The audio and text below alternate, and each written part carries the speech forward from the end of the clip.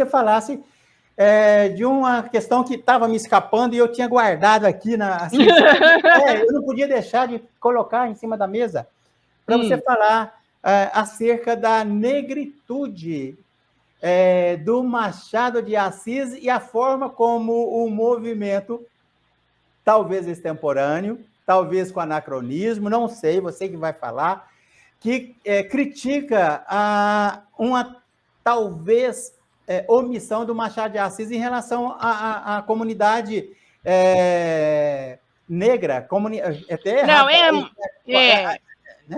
É uma injustiça dizer que Machado de Assis jamais se assumiu como negro. Ele jamais escondeu a sua origem, nem que nos ascendentes dele tinha escravo alforriado.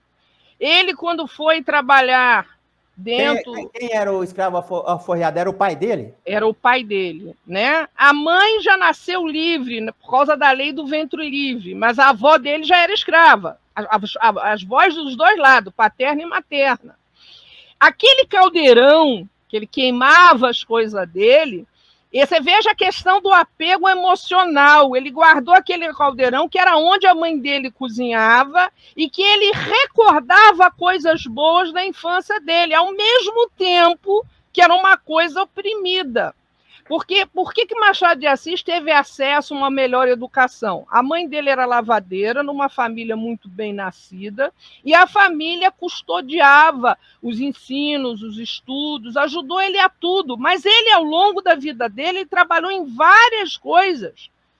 Foi vender fruta, foi engraxar, foi... Então, essa história de que ele não se assumia negro, eu queria dizer uma coisa com relação ao retrato. Antigamente, o retrato era preto e branco. Para aparecer a fisionomia negra, se esclarecia um pouco o rosto para dar uma visão humanizada daquele rosto. Aqui na minha capa, ó, aqui ele está com 25 anos. Aqui ele já está mais velho, 50. Aqui ele está 2 anos antes dele morrer. E aqui é uma reprodução de cima fazendo comparação. Ele jamais esqueceu da origem dele. Inclusive, quando ele fala da Yaya Garcia, quando ele fala dos papéis sociais daquela sociedade que estava deixando de ser escravagista, ele jamais botou panos quentes de dizer que os escravos libertos pela princesa Isabel eram livres e felizes. Não, inclusive ele denunciava que muitos não sabiam nem o que fazer com a liberdade, nem para onde ir. Porque se fez a abolição da escravatura, mas não se fez a reforma agrária.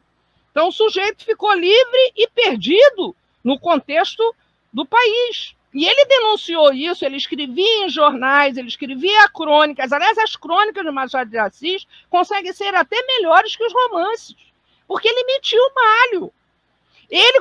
Ele foi secretário pessoal do Epitácio Pessoa. O Epitácio Pessoa tinha problemas com ele, ser excelente escritor, mas um péssimo secretário, porque ele não baixava a cabeça dele aos desmandos governamentais. Quando o cara falava alguma coisa que ele achava impróprio, indevido e injusto, ele falava, inclusive correndo riscos.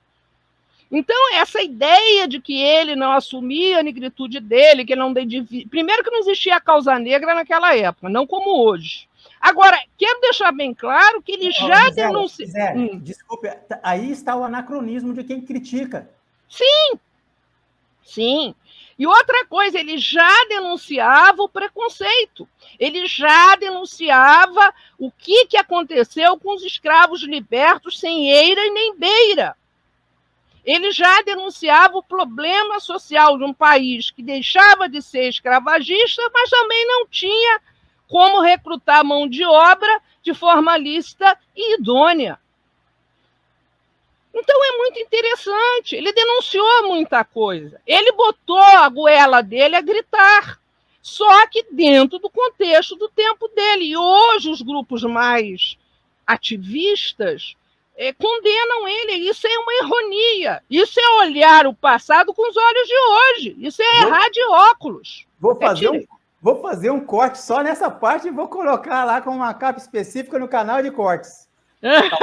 Vou colocar colocar, vai ser bem interessante. Eu acho legal, você traz uma posição de quem leu e releu e analisou toda a obra dele, e com conhecimento de causa. Eventualmente, aí eu vou deixar aqui a sugestão para quem concordar ou discordar, para colocar suas considerações aqui no canal.